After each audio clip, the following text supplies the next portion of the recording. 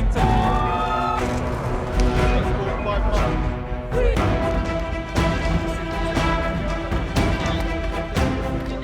2007 সালের 12 জুলাই কোনো কারণ ছাড়াই বাগদাদে মার্কিন হেলিকপ্টার থেকে ব্রাশ ফায়ার করে হত্যা করা হয় নিরীহ 8 জনকে। এর মধ্যে 2 জন রয়টার্সের সাংবাদিকও ছিলেন। এই হত্যাকাণ্ডের বিষয়ে বার্তা সংস্থা রয়টার্স অবগত ছিল, এমনকি ওই ঘটনার ভিডিও প্রকাশের আহ্বান সত্ত্বেও তা করেনি মার্কিন কর্তৃপক্ষ। অবশেষে 2010 সালের এপ্রিলে কোলেটারাল মার্ডার শিরোনামে ইন্টারনেটে একটি সাদা-কালো ভিডিও প্রকাশিত হয়, যেখানে দেখা যায় এক দফা হামলার পর আবারও হামলা করার জন্য অনুমতি চায় মার্কিন সেনারা। দ্বিতীয় দফাতেও আবারও হামলা চালায় তারা। এক ভিডিওতেই মানবাধিকারের বলি আওড়ানো পশ্চিমাদের মুখোশ উন্মোচন হয়ে যায় তখন। যুক্তরাষ্ট্রের কাছে গুলি করে মানুষ হত্যা যে পাখি শিকারের মতো, তাও সামনে আসে বিশ্ববাসীর কাছে। ভিডিওটি প্রকাশ হয় বহুল আলোচিত উইকিলিক্সের ওয়েবসাইটে, যার প্রতিষ্ঠাতা ও সম্পাদক জুলিয়ান অ্যাসাঞ্জ। নিশ্চয়ই এরই মধ্যে আপনারা চিনে গেছেন। 2006 সালে উইকিলিক্স প্রতিষ্ঠা হলেও 2010 সালে ওই ভিডিওটি প্রকাশের পরেই মূলত তুমুল আলোচনায় আসে উইকিলিক্স ও জুলিয়ান অ্যাসাঞ্জ। সেই জুলিয়ান অ্যাসাঞ্জ দীর্ঘ এক যুগের বন্দি জীবন শেষে নিজ দেশ অস্ট্রেলিয়ায় ফিরেছেন। মূলত সত্য প্রকাশের অপরাধেই তার এই কারাবাস ও দীর্ঘ জীবনের অনিশ্চয়তা।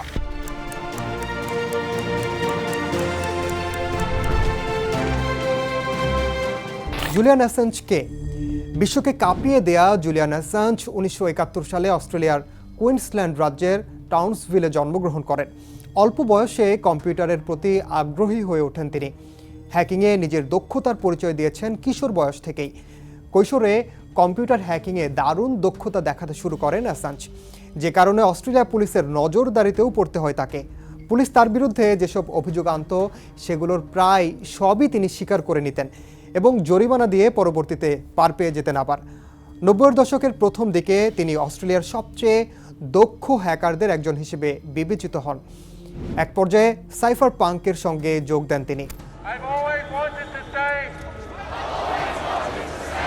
সাইফার পাঙ্কে সাইফার পাঙ্কের মূল উদ্দেশ্য সরকারি কেন্দ্রীয় নজরদারিকে এড়িয়ে মানুষের ব্যক্তিগত নিরাপত্তা নিশ্চিত করে এমন বিকেন্দ্রিক নিরাপদ ডিজিটাল ব্যবস্থা গড়ে তোলা, যার নেতৃত্বে ছিলেন একদল প্রযুক্তিবিদ। ক্রিপ্টোগ্রাফি ও প্রযুক্তির মাধ্যমে সামাজিক, অর্থনৈতিক ও রাজনৈতিক পরিবর্তনের জন্য কাজ করতেন এই প্রযুক্তিবিদরা।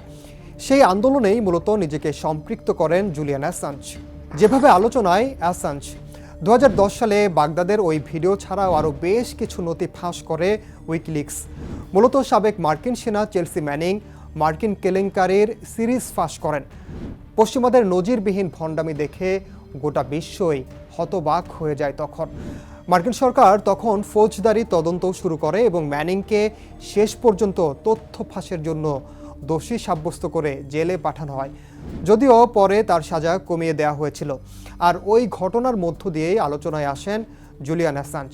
এরপর উইকিলিক্স সাইটে তিনি একের পর এক গোপন মার্কিন নথিপত্র ফাঁস করতে থাকেন।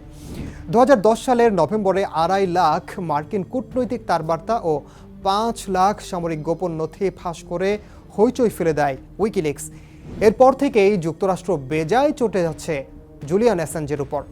2016 সালে উইকিলিক্স মার্কিন প্রেসিডেন্ট নির্বাচনের আগে ডেমোক্রেটিক পার্টির অপারেটিভদের কাছ থেকে ইমেইল প্রকাশ করার পর অ্যাসাঞ্জ আবারও শিরোনাম হন।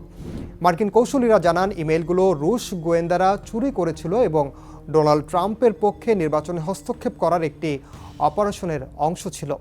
জুলিয়ান অ্যাসাঞ্জ বিশ্বজুড়ে অনেকের কাছে একজন প্রকৃত নায়ক, কেননা ইরাক এবং আফগানিস্তানে অন্যায়ভাবে মার্কিন সামরিক অভিযানের নানা কেলেঙ্কারি ও মানবতা বিরোধী অপরাধের তথ্য ফাঁস করেছেন। তাহলে তিনি জেলে গিয়েছিলেন কেন, সেটাও জানা যাক। কেন জেলে ছিলেন জুলিয়ান অ্যাসাঞ্জ? 2010 সালে সুইডেনে 2টি আলাদা যৌন নিপীড়নের অভিযোগের জন্য অ্যাসাঞ্জের বিরুদ্ধে গ্রেপ্তারি পরোয়ানা জারি করা হয়। যুক্তরাজ্যের একটি আদালত তাকে সুইডেনে প্রত্যর্পণ করা যেতে পারে বলে রায় দেওয়ার পর অ্যাসাঞ্জ লন্ডনের ইকুয়েডর দূতাবাসে আশ্রয় নেন, আবেদন করেন রাজনৈতিক আশ্রয়ের। ইকুয়েডরের তৎকালীন বামপন্থী প্রেসিডেন্ট রাফায়েল কোরেরা আবেদন মঞ্জুর করেন। সেই সময় তার শঙ্কা ছিল, যদি তাকে সুইডেনে প্রত্যর্পণ করা হয় তবে তাকে যুক্তরাষ্ট্রের হাতে তুলে দেওয়া হতে পারে। দীর্ঘ প্রায় 7 বছর ইকুয়েডরের আশ্রয়ে ছিলেন অ্যাসাঞ্জ। দূতাবাস হলেও একরকম বন্দী ছিলেন সেখানে। এই সময়ে ইকুয়েডর সরকারের সঙ্গে তার সম্পর্ক ক্রমশ বৈরী হয়ে ওঠে। 2019 সালে ইকুয়েডরের সরকার পরিবর্তনের পটভূমির সঙ্গে সঙ্গে অ্যাসাঞ্জের পরিণতিও দুর্ভাগ্যজনক হয়ে ওঠে। 2019 সালে দেশটির পররাষ্ট্রমন্ত্রী অ্যাসাঞ্জকে অভদ্র আচরণের জন্য অভিযুক্ত করেন। দূতাবাসের ভেতরে স্কেটবোর্ডে চড়ে ফুটবল খেলা থেকে শুরু করে দূতাবাসের কর্মীদের সঙ্গে দুর্ব্যবহার এবং হুমকি দেওয়ার মতো অভিযোগও আনা হয় অ্যাসাঞ্জের বিরুদ্ধে। 2017 সালে সুইডিশ কর্তৃপক্ষ অ্যাসাঞ্জের বিরুদ্ধে যৌন নিপীড়নের অভিযোগ প্রত্যাহার করে নেয়, তবে যুক্তরাজ্যের গ্রেপ্তারি পরোয়ানা রয়ে যায়। 2019 সালে ইকুয়েডর তার আশ্রয় প্রত্যাহার করে নেয় এবং যুক্তরাজ্যের পুলিশকে তাকে গ্রেপ্তার করতে দূতাবাসে প্রবেশের অনুমতি দেয়। দূতাবাস ছেড়ে যাওয়ার পর অ্যাসাঞ্জকে যুক্তরাষ্ট্রের পক্ষ থেকে গ্রেফতার করা হয়, সেই সঙ্গে তাকে প্রত্যর্পণের অনুরোধ জানায় মার্কিন প্রশাসন। যুক্তরাষ্ট্র অ্যাসাঞ্জকে 18টি অভিযোগের মুখোমুখি করতে চায়। মূলত সেই নথি ফাঁস করা ম্যানিংকে সামরিক ফাইল চুরি করতে অ্যাসাঞ্জ উৎসাহিত এবং সাহায্য করার জন্য অভিযুক্ত করা হয়। দোষী সাব্যস্ত হলে 175 বছর পর্যন্ত কারাদণ্ডের সম্মুখীন হতে পারতেন অ্যাসাঞ্জ।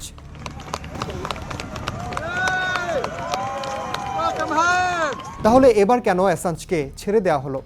গত 5 বছর ধরে অ্যাসাঞ্জকে দক্ষিণ লন্ডনের একটি উচ্চ নিরাপত্তা সম্পন্ন কারাগারে বন্দী রাখা হয়।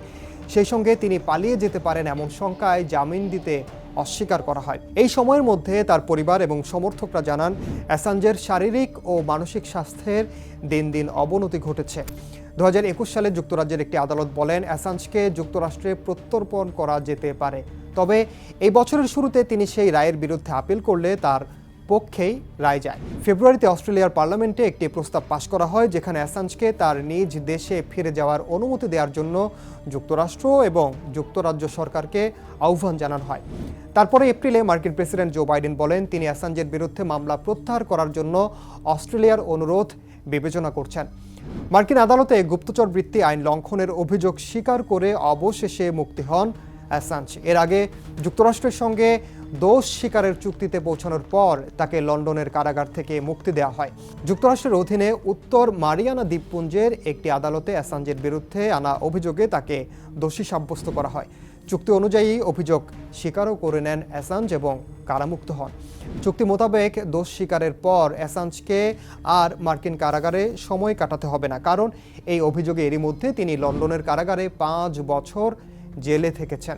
এই 5 বছর কারাবন্দী থাকার বিষয়টি যুক্তরাষ্ট্র বিবেচনায় নিয়ে দোষ স্বীকারের পর তাকে মুক্তি দিয়েছে। সত্যের জয়। আইনি ভাষায় স্বীকারোক্তি বলা হলেও অ্যাসাঞ্জ আদালতে নিজের অবস্থান থেকে সরেননি। তিনি আদালতকে বলেছেন, একজন সাংবাদিক হিসেবে তিনি তার সোর্সকে গোপন তথ্য প্রদান করতে উৎসাহ দিয়েছেন, যেন তিনি সেই তথ্য প্রকাশ করতে পারেন। তার বিশ্বাস, ফার্স্ট অ্যামেন্ডমেন্ট এই কাজকে সুরক্ষা দেয়। ফার্স্ট অ্যামেন্ডমেন্ট এবং গুপ্তচর বৃত্তি আইন একে অপরের সঙ্গে সাংঘর্ষিক, কিন্তু তিনি মেনে নিয়েছেন এসব পরিস্থিতি বিবেচনায় এমন একটি মামলায় জয়ী হওয়া কঠিন হবে। অর্থাৎ আদালতের গুপ্তচর বৃত্তির অভিযোগে দোষ স্বীকার করতে গিয়েও অ্যাসাঞ্জ জানিয়ে দিলেন তিনি আসলে সাংবাদিকতাই করেছেন, কোনো অপরাধ করেননি।